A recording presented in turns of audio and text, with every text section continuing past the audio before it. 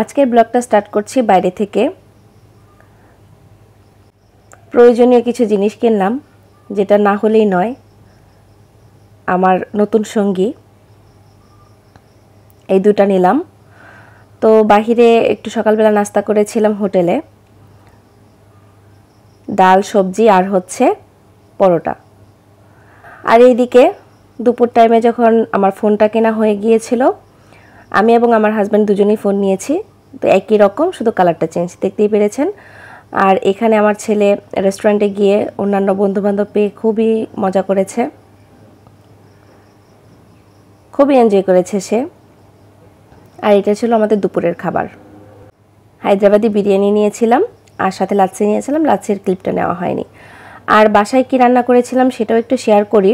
সেটা হচ্ছে যে এখানে আমি মাছের ডিম ভাজি করেছি।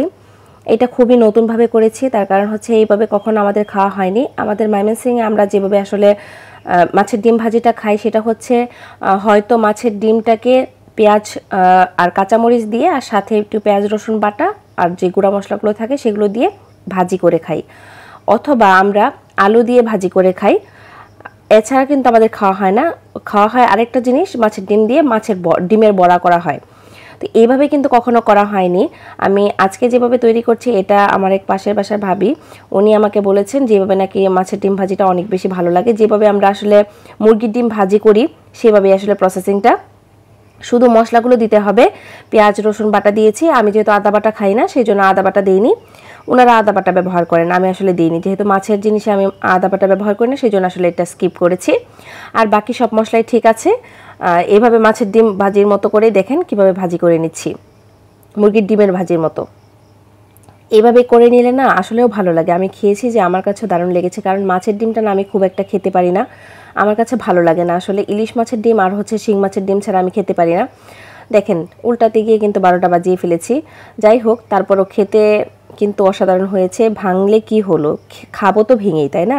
এটা মুচমুচে করে ভেজে নিয়েছি। এটা আসলে খেতে একেবারে অসাধারণ হয়েছিল, এটা বলার অপেক্ষা রাখে না। আর এখানে কিন্তু আমি রান্না করব হচ্ছে পুঁই শাক দিয়ে মাছের মাথা দিয়ে, রুই মাছের মাথা দিয়ে পুঁই শাক রান্না করেছিলাম। অসাধারণ হয়েছিল খেতে। আমি আপনাদের সাথে সব কিছু আসলে ব্রিফলি শেয়ার করার চেষ্টা করি। যদি আপনাদের কোনো রেসিপি জানার আগ্রহ থাকে, কোনো মশলা বা কোনো কিছু প্রসেসিং জানার আগ্রহ থাকে, তাহলে কিন্তু অবশ্যই কমেন্ট করে জানাবেন। আর যে জিনিসটা আমি আপনাদের সাথে শেয়ার করব সেটা হচ্ছে, আজকে যে ভিডিও ক্লিপটা আমি আসলে ভয়েসটা যখন দিয়েছি তখন পাখির কিচিরমিচির অনেক বেশি ছিল। যেহেতু বিকেলবেলা আসলে আমি ভয়েসটা দিই, সেই জন্য আসলে পাখির কিচিরমিচির তখন বেশি থাকে। একটু ক্ষমা সুন্দর দৃষ্টিতে দেখবেন। আসলে দিনের বেলা না ভয়েস দিলে দেখা যায় কি যে নয়েজটা একটু বেশি থাকে।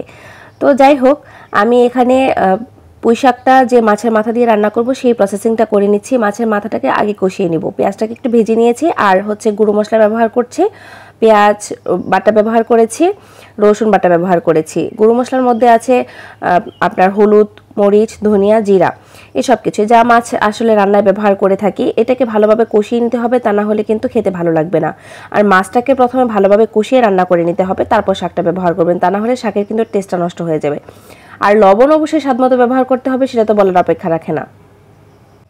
তো এখানে আমি মশলাটাকে ভালোভাবে কষিয়ে নিয়েছি। কষিয়ে এখন মাছের মাথাটা দিয়ে দিচ্ছি। যেহেতু শাকের পরিমাণটাও কম, সেই জন্য মাছের মাথার একটা বড় মাছের মাথার অর্ধেকটা ব্যবহার করেছি। আপনাদের পরিমাণ অনুযায়ী দিবেন, আপনারা যারা যেরকম মাছ খেতে পছন্দ করেন, মাছ বেশি হলে বেশি ভালো লাগে খেতে। তো যাই হোক, মাছটাকে ভালোভাবে কষিয়ে নিলাম। কষানো হয়ে গেলে এই দেখেন মাছটা কিন্তু ভালোভাবে কষানো হয়ে গিয়েছে। আমি কিন্তু না সবসময় সিম্পলভাবে রান্না করে দেখানোর চেষ্টা করি। সাধারণ যে রান্নাগুলো প্রতিদিন যেভাবে আমরা আসলে রান্না করে খাই, সেই রান্নাগুলো আসলে আপনাদের সাথে শেয়ার করে থাকি। আপনাদের কাছে কেমন লাগে অবশ্যই কমেন্ট করে জানাবেন। আর যারা পেজটি ফলো দেননি ফলো দিয়ে দিবেন, আর যারা ইউটিউব থেকে দেখছেন অবশ্যই সাবস্ক্রাইব করে দিবেন। আর হচ্ছে আরেকটা কথা বলি, যে আপনারা সম্পূর্ণ ভিডিওটা দেখেন না, এটা কিন্তু ঠিক না। ভিডিওটা দেখার চেষ্টা করবেন, ভিডিওটা দেখলে না আসলে আমাদের জন্য ভালো হয়। যেহেতু ওয়াচ টাইম ফিল আপ হয়ে গিয়েছে, এখন আমি শুধু অপেক্ষায় আছি যে পরবর্তী ধাপগুলো কিভাবে আসলে পার হব। আপনাদের ভালোবাসায় আসলে সবকিছু সম্ভব হবে। আপনারা যদি ভিডিও না দেখেন তাহলে তো আসলে পরবর্তীতে আসলে আগাতে পারবো না, তাই না? ভিডিওটা দেখবেন, যদি সময় থাকে একটু সময় করে দেখবেন। খুব বেশি লেন্দি যে করি তা কিন্তু না, আমি কিন্তু অনেকগুলো ক্লিপ আসলে শেয়ার করি, অনেকগুলো রেসিপি একটা ভিডিওতে শেয়ার করি। সেই জন্য আপনারা একটু দেখবেন, দেখার চেষ্টা করবেন আসলে। ওটা আমাদেরকে ইন্সপায়ারিং করে। আর হচ্ছে আমি যেহেতু শাকটা ব্যবহার করে ফেলেছি এখানে ঢেকে, তারপর ভাপাতে দিয়ে দিয়েছি। যেহেতু শাকটা একটু রান্না করতে হবে, আমি ডাটাগুলো ব্যবহার করেছি যেহেতু পুঁই শাকের, সেই জন্য একটু সেদ্ধর একটা ব্যাপার স্যাপার আছে, তো সেই জন্য আমি ঢেকে দিয়ে রান্না করতে দিয়েছি। দেখেন এখানে কিন্তু পানি ব্যবহার করতে হয়নি আমার। আপনাদের যদি মনে হয় যে পানির পরিমাণটা কম আছে, তাহলে অবশ্যই সামান্য পরিমাণে ব্যবহার করবেন, খুব বেশি পরিমাণ মানে ব্যবহার করার প্রয়োজন পড়ে না। তার কারণ হচ্ছে শাক থেকে অলরেডি পানি ছাড়ে। যেহেতু মাছটা রান্না হয়ে গিয়েছে, শাকটা রান্নার জন্য যতটুকু পানির প্রয়োজন ততটুকু পানি দিবেন। আর আমার আসলে পানি লাগে না, আমি পানি ব্যবহার করিনি। আর কাঁচামরিচ ব্যবহার করেছি হিউজ পরিমাণে। কাঁচামরিচের ফ্লেভারটা অনেক বেশি ভালো লাগে শাকের যে তরকারিগুলো হয় সেগুলোতে।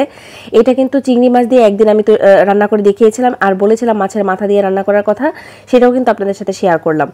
আপনারা কোনো রেসিপি যদি দেখার জন্য ইন্টারেস্টেড থাকেন, অবশ্যই আমাকে কমেন্ট করে জানাতে পারেন, আমি কিন্তু চেষ্টা করব আপনাদের সাথে শেয়ার করার। আর আমার রেসিপিগুলো কেমন লাগে সেগুলো কিন্তু জানাতে ভুলবেন না। আর যদি ভালো লেগে থাকে অবশ্যই শেয়ার করে দিবেন, আপনাদের টাইমলাইনে রেখে দিতে পারেন, আমার কাছে ভালো লাগবে। আর যদি মশলার পরিমাণটা জানার আগ্রহ থাকে তাহলে কিন্তু কমেন্ট করে জানাতে পারেন, আমি ডেসক্রিপশন বক্সে দিয়ে দিব তাহলে।